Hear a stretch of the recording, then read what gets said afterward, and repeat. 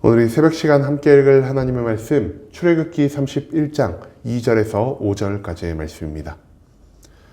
출애굽기 31장 2절에서 5절까지의 말씀, 여러분들을 대표해 제가 읽도록 하겠습니다. 출애굽기 31장 2절 말씀부터 제가 읽도록 하겠습니다. 내가 유다 지파 훌의 손자요 우리의 아들인 브살레를 지명하여 부르고 하나님의 영을 그에게 충만하게 하여 지혜와 총명과 지식과 여러 가지 재주로 정교한 일을 연구하여 금과 은과 노스로 만들게 하며 보석을 깎아 물리며 여러 가지 기술로 나무를 새겨 만들게 하리라. 아멘.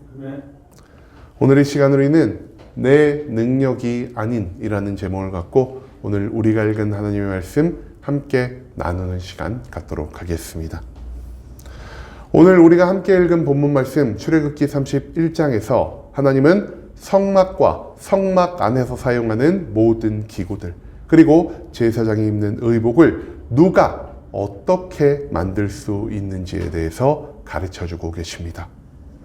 하나님의 임재를 위해 필요한 이토록 복잡하고 정교한 모든 것들을 하나님은 과연 누구를 통해서 완성하게 하고자 하신 것일까요? 오늘 본문 말씀을 통해서 우리가 이것에 대한 비밀을 함께 찾아보는 시간 갖도록 하겠습니다. 하나님은요, 방금 말씀드린 대로 성막과 성막 안에 있는 기구 그리고 제사장의 옷을 이스라엘 백성 가운데 특정한 몇몇 인물을 통해서 모두 완성하고자 하셨습니다. 하나님은 모세와 아론을 선택하셔서 이스라엘의 지도자와 이스라엘의 제사장으로 삼으신 것처럼 오늘 본문 말씀에서는 훌의 손자였던 브살렐 그리고 아히사막의 아들이었던 오홀리압 그리고 그들을 중심으로 수많은 기술자들을 통해서 이 모든 것들을 온전히 완성하고자 하셨다라는 것이죠. 그런데요, 왜 하나님은 이스라엘 수많은 백성 가운데 굳이 브살렐과 오홀리압을 중심으로 수많은 기술자들을 모으신 것일까요? 이들이 하나님 보시기에 태생적으로, 즉 본래 뛰어난 능력을 가졌기 때문에 하나님 이들을 선택하신 것으로 볼 수가 있을까요? 우리가 오늘 본문 말씀을 잘 찾아보면요, 브살렐과 오홀리압이 하나님 앞에 뛰어난 능력을 보였기 때문에 하나님이 그들을 선택하신 게 아니라는 사실을 어느 정도 추측해 볼 수 있을 것 같습니다. 이 브살렐과 오홀리압 두 사람은요, 어떤 일을 했는지 그리고 어떤 능력을 가진 자였는지를 성경 가운데에서 온전히 표현하고 있지 않습니다. 다만 우리가 생각해 볼 수 있는 것이 한 가지가 있는데요. 이스라엘 백성들이 애굽에서 노예 생활을 했을 때 그들은 건축이나 제작의 수많은 일을 위한 애굽의 노동력에 동원되었으리라는 사실, 그것을 우리가 추측해 볼 수가 있다는 것이죠. 그리고 그 일에 선택받은 브살렐과 오홀리압 그리고 수많은 기술자들은요, 하나님의 전을 준비하기 위해서 이미 애굽에서 수없이 많은 건축에 수없이 많은 제작에 동원되었으리라는 이러한 생각을 우리가 해볼 수 있다는 것입니다. 즉 기본적으로 무언가를 건축하고 무언가를 제작한 경험이 있는 자들을 하나님은 선택하셨을 것이고요. 그들을 통해서 하나님의 임재가 나타나는 이 성막의 모든 것들을 완전케 하고자 하셨다라는 것이죠.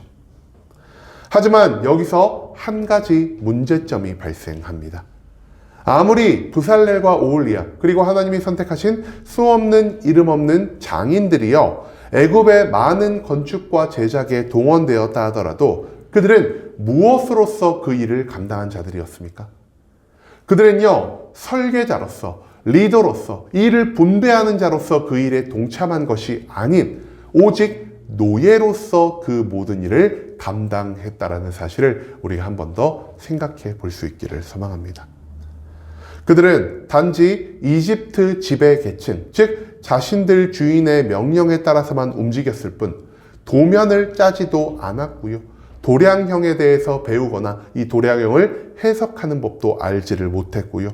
그리고 여러 가지 사람들에게 적절한 일감을 나눠주는 이런 주도적인 역할, 큰 역할을 감당한 경험이 단 한 번도 없었다라는 것입니다.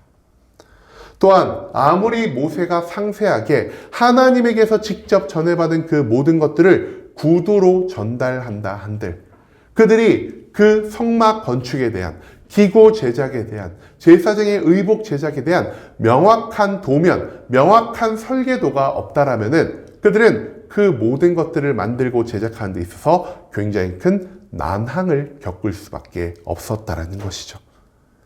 즉 이러한 일들을 접하게 된 브살렐과 오홀리압 수많은 장인들은요 너무나 무거운 짐이 자신에게 주어졌음을 한탄할 수밖에 없었다라는 사실을 우리가 또한 충분히 추측해 볼 수 있을 것 같습니다.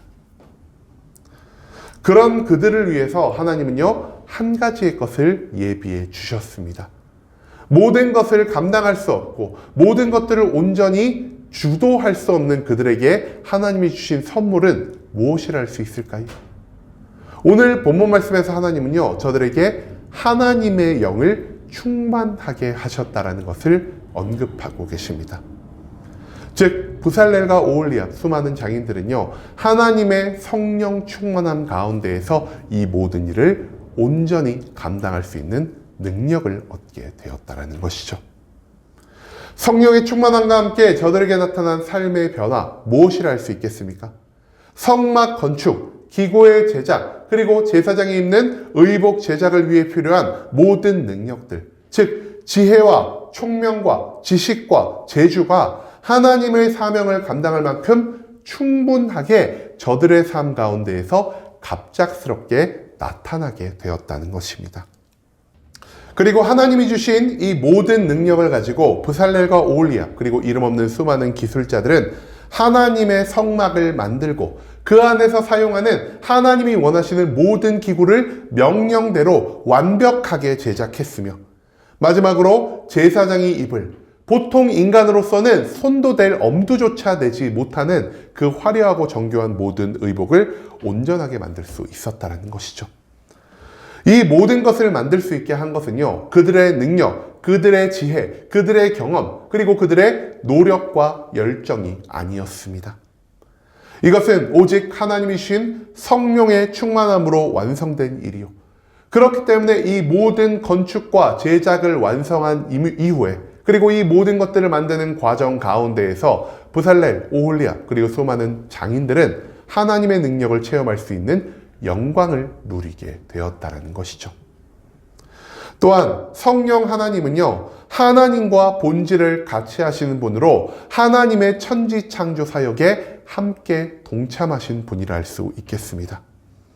그렇기 때문에 성령의 충만함을 받는다는 것은 천지창조에 보였던 하나님의 전지전능한 능력이 우리의 삶 가운데에서 나타날 수 있게 된다는 것을 의미할 수 있다는 것이죠.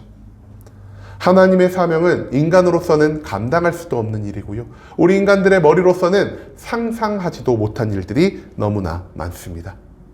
그렇기 때문에 우리는 하나님의 모든 사명을 감당함에 있어 성령의 충만함이 아니고서는 하나님이 우리에게 원하시는 모든 것들을 온전히 성취해 나아갈 수가 없다는 것이죠.